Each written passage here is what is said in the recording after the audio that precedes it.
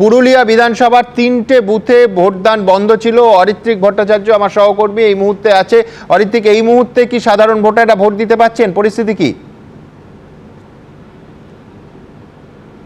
দেখো, সাধারণ ভোটাররা এই মুহূর্তে ভোট দিতে শুরু করেছেন। আমি অভিজিৎ দাসকে দেখাতে বলবো যে ভোট শুরু হয়েছে, তবে মূল যে বিষয়টি, এখানে 3টি বুথ 3টি মেশিনই খারাপ হচ্ছিল বলে অভিযোগ তৃণমূলের তরফ থেকে। এখানে যেটা স্পষ্ট অভিযোগ করা হয়েছে, তৃণমূল কাউন্সিলর নিজে এসেছিলেন, এসে যেটা জানাচ্ছেন যে ইচ্ছাকৃতভাবে ভোটারদের হেনস্থা করার জন্য এটা করা হচ্ছে। অ্যাসিস্ট্যান্ট সেক্টর অফিসের সঙ্গে রীতিমতো তার তর্কাতর্কি হয় আমাদেরই ক্যামেরার সামনে।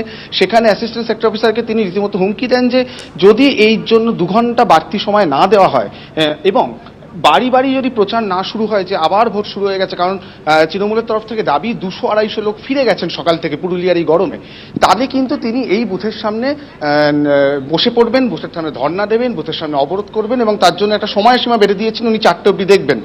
এই পরিস্থিতিতে কিন্তু আবারও ভোট শুরু হয়েছে, লোকজন আসছেন। তবে তৃণমূলের দাবি অনুযায়ী 200-250 লোক ফিরে গেছেন কিনা সেটা হয়তো বলা কঠিন, তবে অনেকেই ফিরে গেছেন, এটা আমাদের চোখের সামনেও ঘটেছে। অনেকে 1.5-2 ঘন্টা অপেক্ষা করেছেন। সুমনদা, তুমি বুঝতে পারছো আজকে পুরুলিয়া ইতিমধ্যেই উত্তাপ অত্যন্ত বেশি, ভোটের উত্তাপ সেখানেও কিন্তু দেখা যাচ্ছে। এবং এই পরিস্থিতি এখন মানভূম ভিক্টোরিয়া ইনস্টিটিউশন, তৃণমূলের কাউন্সিলর তিনি অ্যাসিস্ট্যান্ট সেক্টর অফিসারের সঙ্গে রীতিমতো তর্কাতর্কি করেছেন, বিভিন্ন মহলে তিনি অভিযোগ জানাচ্ছেন এবং তার দাবি মানুষকে হ্যারাস করার জন্য, যাতে মানুষ ভোটমুখী না হতে পারে, সেজন্যই এই ঘটনা ঘটানো হয়েছে বলে তিনি অভিযোগ করছেন। তিনি স্পষ্ট জানাচ্ছেন যে বিজেপিকে সুবিধা দেওয়ার জন্য, যাতে ভোটাররা ভোট থেকে বিমুখ হন, সেজন্য এটা করা হয়েছে। তাই তার দাবি যে 2 ঘন্টা বাড়তি ভোট দেওয়ার ব্যবস্থা করতে হবে, অর্থাৎ রাত 8টা অবধি ভোট চালু রাখতে হবে। এবং সেটার প্রতিশ্রুতি তিনি যদি না পান, সেক্ষেত্রে তিনি এখানে যেটা তিনি কার্যত আমাদের ক্যামেরার সামনে বা সেক্টর অফিসারকেও রীতিমতো বলে গেছেন যে আমি বুথের সামনে বসে পড়বো, দেখি কে আটকায় আমাকে। এবং তার আরেকটা দাবি, টোটো বা অন্য কোনো মাধ্যমে বাড়ি বাড়ি সামনে গিয়ে মাইকিং করতে হবে যে ভোট শুরু হয়েছে, তা আবার আপনারা ফিরে আসুন। ধন্যবাদ অরিত্রিক। আমি বলছি, লক্ষ্য করুন, এখন আবার বলছি যে 10টা 23, কিন্তু বেশিরভাগ অভিযোগ কিন্তু তৃণমূলের দিক থেকে আসছে। এটাও কিন্তু একটা নতুন দিক এই নির্বাচনে। নিশ্চয়ই সুমনদা, কিন্তু পুরনো যে রোগগুলো, মানে আমরা যারা বছরকে বছর নির্বাচনী চর্চার মধ্যে আছি, পুরনো রোগগুলো কিন্তু উঠে আসছে আস্তে আস্তে। মানে আমি জানি না রাতে কি আসবে। আমি স্লো ভোটিং করানোর অভিযোগ জেলায় জেলায় আমি পাচ্ছি, আমার কাছে আসছে। আগ্নেয়াস্ত্র দেখিয়ে কোথাও কোথাও ভয় দেখানোর মানে অভিযোগ উঠছে, কোথাও কোথাও বাইক বাহিনী অভিযোগ গ্রামের ভেতরে উঠছে।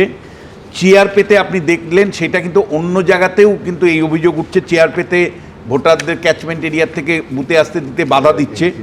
এবং দলীয় কর্মীদের মধ্যে বিবাদ, দ্বন্দ্ব, অর্থাৎ 2টো রাজনৈতিক দল বিবাদমান অবস্থা, হাতাহাতি করছে বুথের সামনে। এই একাধিক জায়গায় এই ছবি হয়ে এসছে। এই প্রশ্নটা বারবার আসছে সুমনদা, যে একটা মানে ভোটের যে সংস্কৃতি, কেন একটা উৎসবের মেজাজে সত্যি ভোট হবে না, এটা যেমন একটা দিক। এবং প্রত্যেকটা রাজনৈতিক দল কেন দায়িত্ব নিয়ে বলবে না যে ভোট কর্মীরা তোমরা সংযত থাকো, আমার কর্মীরা সংযত থাকো। এবং তৃতীয় যে বিষয়টা, সেটা হলো যে এটা আমি খুব সিরিয়াসলি অভিযোগ আপনার কাছে করছিলাম, কারণ যখন আমি দেখেছি যে 2টো রাজনৈতিক দল তাদের নিরাপত্তা নিয়ে ব্যস্ত, অর্থাৎ 2টো শাসক দল তৃণমূল এবং বিজেপি, তারা তাদের নিরাপত্তা নিয়ে যতটা কনসার্ন, যেই জায়গাগুলোতে তৃতীয় পরিসরের রাজনীতি আছে কিছুটা হলেও, সেই জায়গাগুলোকে নিয়ে কিন্তু ততটা কনসার্ন নয় অমিত শাহ, নরেন্দ্র মোদীরা। এবিপি আনন্দ, এগিয়ে থাকে, এগিয়ে রাখে।